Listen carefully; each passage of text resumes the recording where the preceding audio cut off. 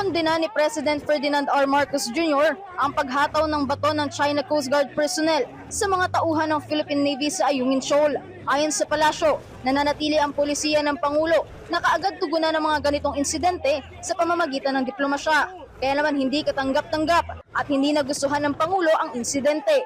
Tiniyak din ng palasyo na nakatuon na ang Department of Foreign Affairs sa pagtataguyod ng kaligtasan at kapakanan ng Filipino personnel na nakadistino sa BRP Sierra Madre. Hindi po nadadaan sa dahas ang anumang pakikipaglaban sa karapatan.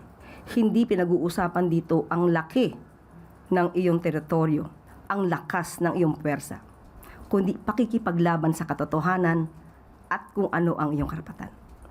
Sinadyang i-provoke at lantarang hinamon naman ng mga personnel ng Chinese Coast Guard Vessel 21560 ang mga tauhan ng Philippine Navy. Ito ang iginiit ng Armed Forces of the Philippines matapos ipakalat ng Chinese Embassy ang kanilang bersyon ng komprontasyon sa Ayungin Shoal nitong July 20. Makikita sa video na nagkaroon ng komprontasyon at ambahan sa pagitan ng dalawang hukbo kung saan isinisi ng China ang nasabing standoff sa Pilipinas. Anila, Pilipinas ang naunang lumapit at tumamba ng hampas sa kanilang mga tauhan, pero pinasinungalingan naman ito ng AFP. Giit ni AFP spokesperson for the West Philippine Sea, retired Rear Admiral Roy Vincent Trinidad, spliced at hindi buo ang ipinakita ng embahada. Kwento ni Trinidad.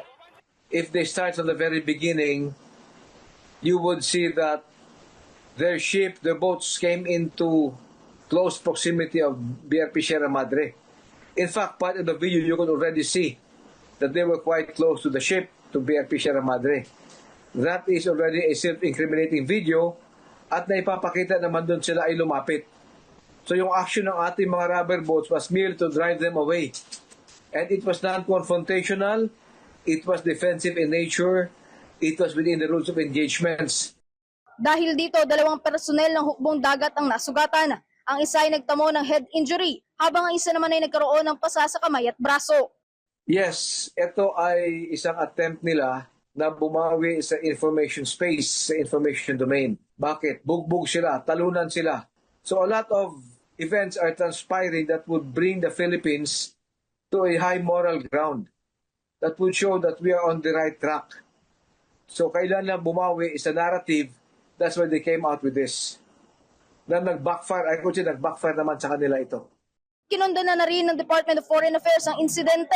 Ayon sa DFA, hindi katanggap-tanggap ang kahit anumang uri ng karahasan at sisiguraduhin nila ang diplomatic action laban sa China.